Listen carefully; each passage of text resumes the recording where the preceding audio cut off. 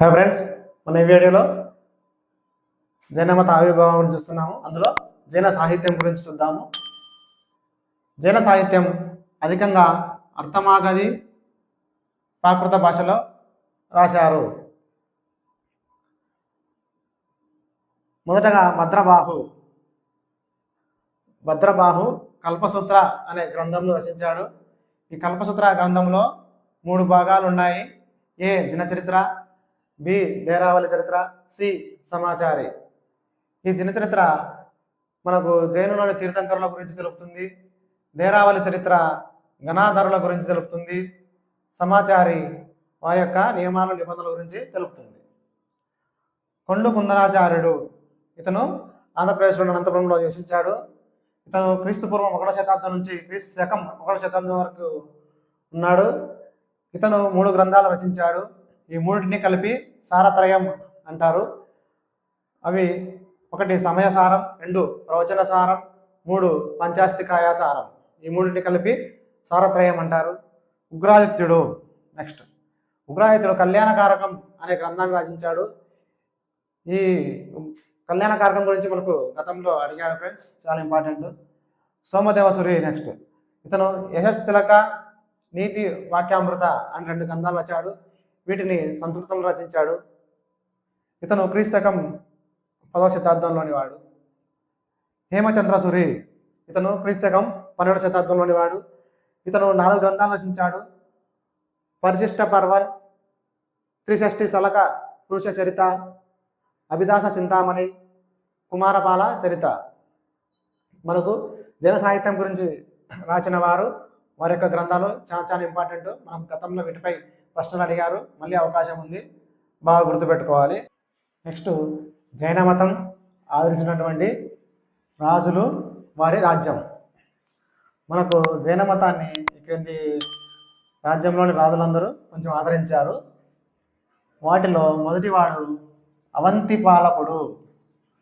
పాలకుడైనటువంటి ప్రద్యోధనుడు జైన మతాన్ని ఆదరించినటువంటి మొట్టమొదటి వాడు.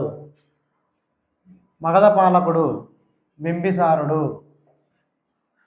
లిచ్చవి వంశరాజు అభయ.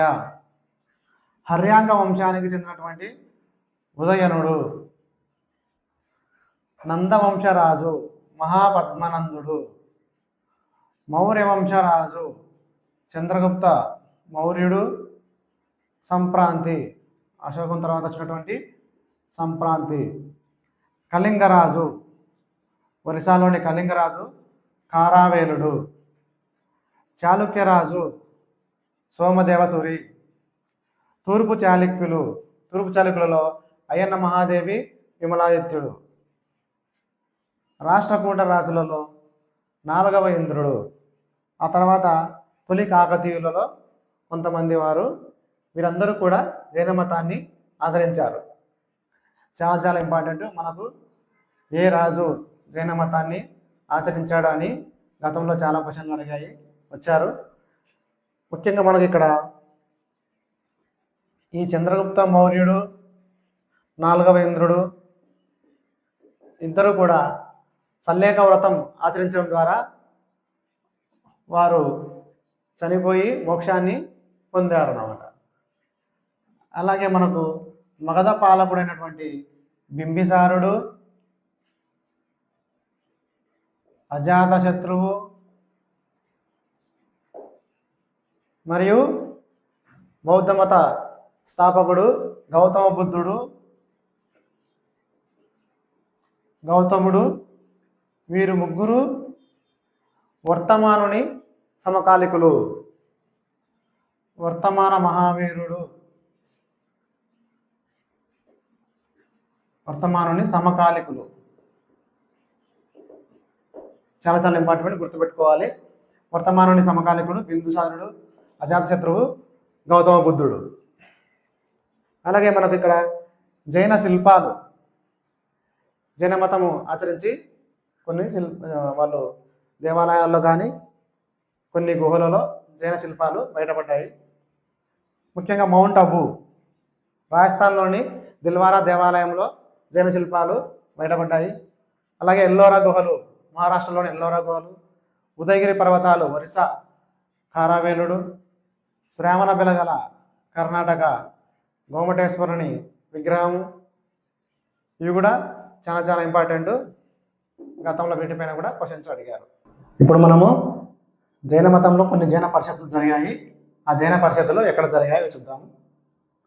1వ జైన పరిషత్తు పాటలీపుత్రంలో జరిగింది. స్థూలభద్రుడు అధ్యక్షత వహించాడు. 2వది వల్లభి, గుజరాత్లోని వల్లభిలో జరిగింది. దేవర్దిగన క్షమశ్రమణ అనే అతని వాడు అధ్యక్షత వహించాడు. 3వది కళింగ కుమారగిరి పర్వతము, కళింగ రాజ్యంలోని కుమారగిరి పర్వతం వద్ద జరిగింది. కారావేలుడు నిర్వహించాడు.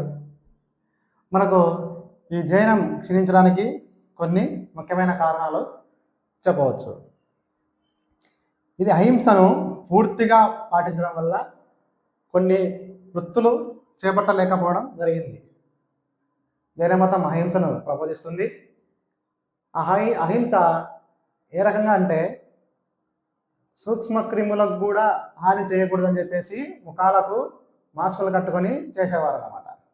అందువల్ల కొన్ని వృత్తులు, ఎగ్జాంపుల్ వ్యవసాయం చేయడం వల్ల క్రిమి కీటకాలను సంపాదిస్తుందని వ్యవసాయము, ఇంకా కొన్ని వృత్తులు చేపట్టలేకపోవడం.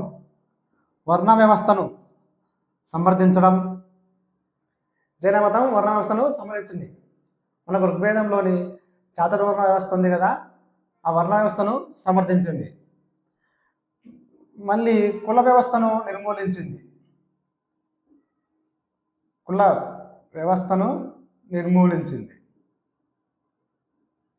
మాకు గుర్తుపెట్టుకోవాలి. కుల వ్యవస్థ నిర్మించింది, కానీ వర్ణ వ్యవస్థను సమర్థించింది. మధ్య ఆధునిక యుగాలలో అంతగా ఆదరణ పొందలేదు. ప్రాచీన భారతదేశంలో కొంతవరకు ఆదరణ పొందింది. మధ్య ఆధునిక చరిత్రలో అంతగా ఆదరణ పొందలేకపోవడం వల్ల మనకు జైన మతం అనేది క్షీణించింది. ఓకే ఫ్రెండ్స్, మనం నెక్స్ట్ వీడియోలో బౌద్ధ మతం గురించి, వాటి లక్షణాలు, మరికొన్ని ఎగ్జామ్ ఓరియంటెడ్గా వచ్చే పాయింట్లు చూద్దాము. మన ఛానల్ని సబ్స్క్రైబ్ చేసుకోండి. మనకు జైనం, బౌద్ధం తర్వాత మనం వాటి మీద ప్రీవియస్ ఇయర్స్ క్వశ్చన్ ఎక్స్ప్లెనేషన్ చేద్దాము. ఓకే ఫ్రెండ్స్, మన వీడియోని లైక్ చేయండి. కాంపిటేటివ్ ఎగ్జామ్ ప్రిపేర్ అయ్యే వాళ్ళకి మన వీడియో చేరుతుంది. అలాగే ఛానల్ని సబ్స్క్రైబ్ చేసుకోండి. Okay, thank you.